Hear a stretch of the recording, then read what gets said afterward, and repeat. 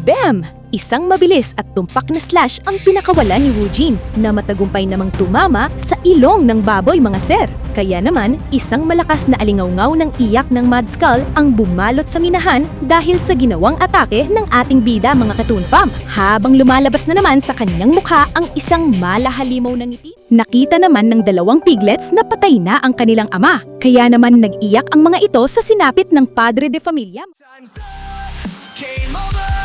I see right through your lies. Time's up, game over.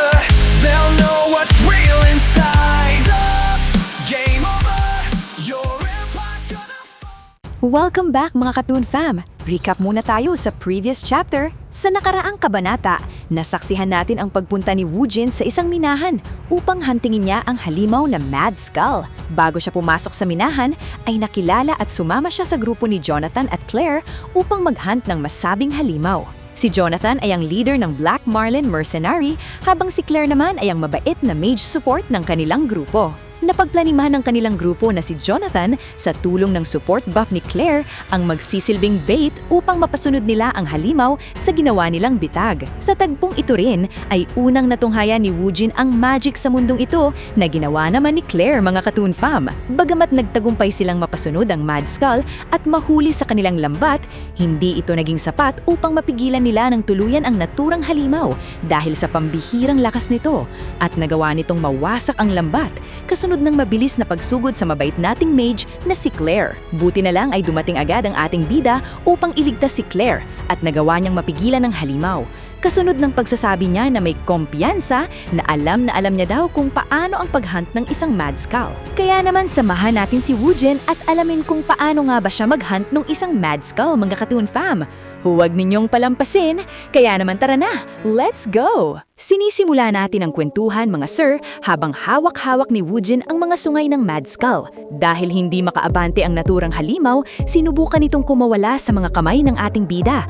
At dahil sa pagpupumiglas ng halimaw, ay binitiwan na ito ng ating bida mga Katoon Fam. Kasunod nito ang mabilis na pagbunot ni Woojin ng kanyang espada at pagpapakawala niya ng isang rising slash na matagumpay namang tumama sa halimaw mga sir. Matapos gawin ang ataking ito, napaisip naman si Woojin at sinabi sa kanyang sarili na akala niya daw ay lumakas na siya ngayon. Subalit ang Mad Skull na kaharap niya daw ngayon ay sadyang napakalakas pagdating sa raw power. Ngunit dahil busy ang ating bida sa kanyang isipan, hindi agad niya napansin na sumugod na pala agad ang Mad Skull sa kanya. Kaya naman nang napansin niya ito, ay malapit nang tumama sa kanya ang sungay ng halimaw at napamura na lang siya sa kanyang isipan at nasabi na naging kumpiyansa daw siya mga Katoon Fam. Buti na lang ay mabilis na binigyan ng ating bida ng buff ni Claire, kaya naman matagumpay na naka-evade si Woojin sa biglang pag-apake ng Mad Skull guys. Kasabay ng pagsasabi ni Claire na tutulong daw siya sa ating bida. Matapos ang pag-evade ni Woojin, namanha siya sa buff na kanyang na-receive kay Claire at nasabi niya sa kanyang isipan na kung ito ba daw ay pareho sa magic buff na nakuha ni Jonathan dahil ang pakiramdam daw ng kanyang katawan ngayon ay napakagaan na mga Katoon Fam. Dagdag pa ni Woojin na parang nabawasan daw siya ng 30 kilong kargada. Kasunod nito ang ningiti ng ating bida at masayang pagsasabi sa kanyang isipan na sa pamamagitan daw ng buff na ito ay mas madali na niyang mahuhuli ang halimaw gamit ang paraan na kanyang naiisip. Sumigaw naman ng may pag-aalala si Jonathan habang tumatakbo sila ng kanyang grupo palapit sa ating bida.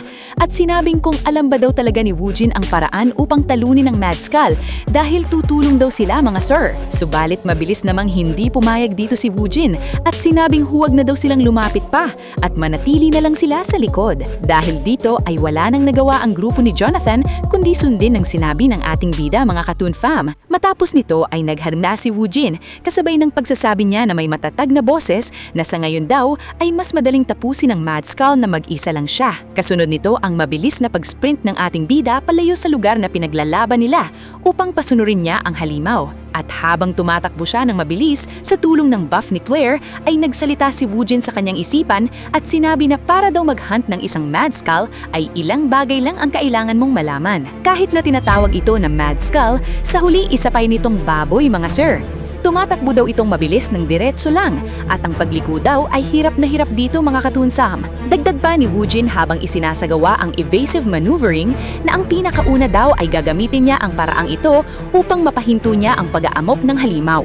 Gaya nga ng plano ng ating bida, madali niyang naiwasan ang mga pagsugod ng Mad Skull habang napapaisip siya na ito ba daw talaga ang kapangyarihan ng buff dahil nakikita niyang hirap na hirap ang halimaw na habulin siya guys. At dumating ang sandali na hinihintay ni Woojin mga Katoon Fam, ang paghinto ng halimaw dahil sa pagkawala ng balanse at pagtumba nito sa lupa.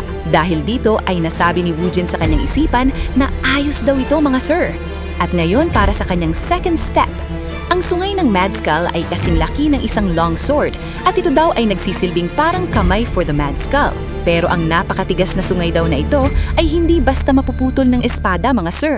Kasunod nito ang paghahanda ni Woojin ng kanyang espada habang sinasabi niya sa kanyang isipan na sa ganung kaso daw ay tatargetin na lang niya ang mahina nitong bahagi mga sir, ang ilong ng Mad Skull. At ganun na nga, bam! Isang mabilis at tumpak na slash ang pinakawalan ni Woojin na matagumpay namang tumama sa ilong ng baboy mga sir. Kaya naman, isang malakas na alingawngaw ng iyak ng Mad Skull ang bumalot sa minahan dahil sa ginawang atake ng ating bida mga Katoon Fam. Nagsalita naman si Woojin sa kanyang isipan at sinabing lalong titindi pa daw ang sakit na mararamdaman ng baboy na ito sa bawat kilos nitong gagawin. At darating daw sa punto na magiging pabigat na ang sakit para makatakbo o makaatake pa ang baboy mga sir. Kasunod nito ang mabilis na pagsugod at mabibilis na slashes na pinakawalan ni Woojin sa umiiyak na baboy habang sinasabi niya sa kanyang isipan na ang Mad Skull daw na ito ay hindi na magkakaroon pa ng pagkakataon para makaatake mga Katoon Fam. At ganun na nga, bam! Matagumpay na tumama ang pangtapos na slash ng ating bida sa kawawang baboy habang lumalabas na naman sa kanyang mukha ang isang malahalimaw na ngiti mga Katoon Fam. Matapos nito, dumating na sila Claire at Jonathan kasama ang kanilang grupo sa lugar na pinaglabanan ng ating bida at ng Mad Skull. Bumungad sa kanila ang mga sira-sirang kagamitan at nagkalat ang mga tipak ng bato sa paligid. Kaya naman napatanong si Jonathan kung ano ba ang nangyari dito. Subalit nag-aalala si Claire at sumagot na hanapin daw muna nila si Woojin mga sir. Ngunit biglang nagulat ang dalawa nang bigla silang hinarangan ng Red Wolf upang hanapin si Woojin guys. Kasunod nito ang pag-ungol ng Red Wolf na parang sinasabing huwag silang makialam sa laban ni Woojin mga Katoon Fam. Kaya naman wala nang nagawa sila Claire at Jonathan kundi manatili na lang sa kanilang kinatatayuan. Kasabay ng katanungan ni Claire na sinasabi ba daw ng Red Wolf sa kanila na huwag nang makialam pa? Salamat sa pagbisita sa Tambayan Toontime, munting tahanan ng mga kwentong para sa inyo. Hindi naman tumagal ang paghihintay ng grupo nila Claire at Jonathan dahil dumating at naglalakad papalapit sa kanila si Woojin.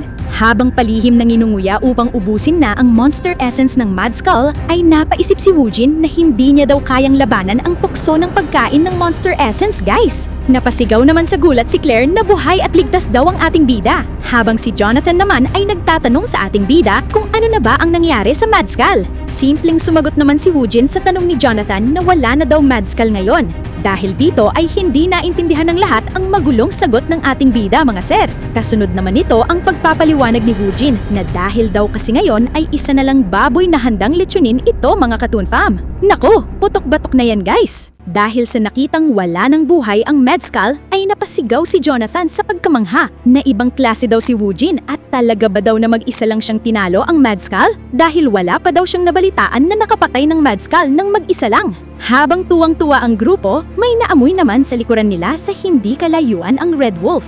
Kasunod nito ang biglang galit na pag-ungol ng Red Wolf dahil ang naamoy niya ay isang banta sa kanilang kaligtasan mga sir. At ganun na nga mga Katoon Fam, ang naamoy ng Red Wolf ay isa palang Mad Skull. Hindi lang pala nag-iisa ang Mad Skull na pinatay ng ating bida guys. Dahil dito, mabilis na naghanda si Jonathan, kasabay ng pag-uutos niya sa kanyang grupo na maghanda na agad ang lahat sa isang labanan dahil may isa pang Mad Skull silang haharapin.